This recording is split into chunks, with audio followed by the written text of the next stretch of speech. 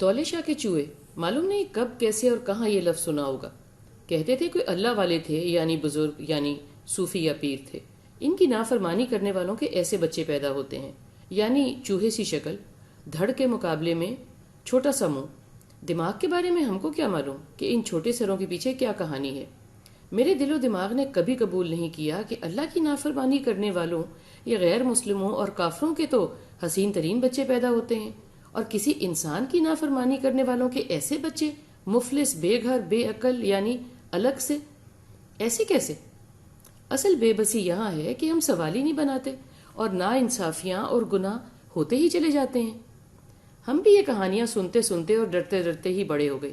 ہماری اماں ہم کو ڈراتی تھیں اور کہتی تھیں ان کی بد دعا لگ جاتی ہے۔ یہ بھی کہتی تھیں اگر یہ مانگنے آ جائیں قریب تو ان کو دینے سے انکار نہیں کرنا چاہیے۔ یہ بھی بہت زور دے کے بتاتی تھی کہ ان کی دعا کرنے سے، ان کو کہیں اگر دعا کرنے کو تو ان کی اللہ سنتا ہے، یہ اللہ والے ہوتے ہیں۔ ہم بچے تو ان کو دیکھ کر اماں کو مزید کسی کے پکڑ لیتے تھے، مزید کس کے پکڑ لیتے تھے کہ کہیں ہم کو لے ہی نہ جائیں، اس لیے کہ اماں یہ بھی کہتی تھیں کہ میرا کہا نہ مانا تو میں ان کو دے آؤں گی، اور یہ ہم کو اور تم کو بھی ایسا ہی انسان بنا دیں گے اور کبھی واپس نہیں آنے دیں گے بہن بھائیوں کے پاس یا والدین کے پاس۔ کبھی گئے بھی نہیں اور ارادہ بھی نہیں کیا کہ معلوم پڑے کہ آیا یہ کوئی درگاہ ہے یا کوئی شہر ہے یا کوئی واقعی داستان ہے۔ صرف چھوٹے سروں والے فقیر تو بس ایسے ہی سڑکوں پر دکھتے تھے جیسے ایک آنکھ والا اور ایک ٹانگ والا۔ بہت سو کو پاگل کہا جاتا تھا اور کسی کو تو ایک دن پولیس اٹھا کے لے جاتی تھی کہ یہ انڈیا کا جاسوس ہے۔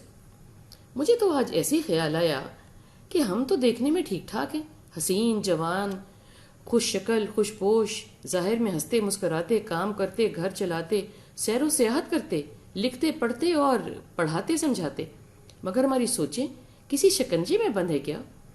تبھی ہم سیدھا اور مثبت سوچتے نہیں، دیکھتے بھی نہیں۔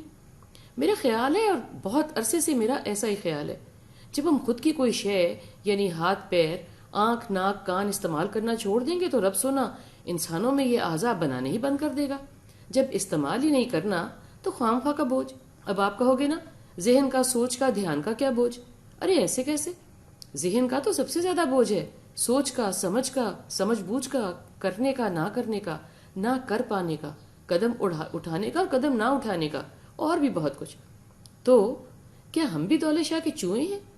اب اس کے شکنجے میں چہرے نہیں بھیجا رکھا جاتا ہے، بھلے یہ کوئی مادی وجودی یا موجود شکندہ نہیں بھی ہے، مگر کیا نہ ہی استعمال کرنے سے اللہ سونے نے بھیجے میں فکر گوندنیاں اور ڈیلنی ہم سے بند کر دی ہے؟ کیا خوش شکلوں والے ہم بنے سنورے اڑتے پھرتے چہکتے اصلاً دولے شاہ کے چوہے ہیں؟ اب ایسے ہی پیدا ہو رہے ہیں چند دہائیوں سے۔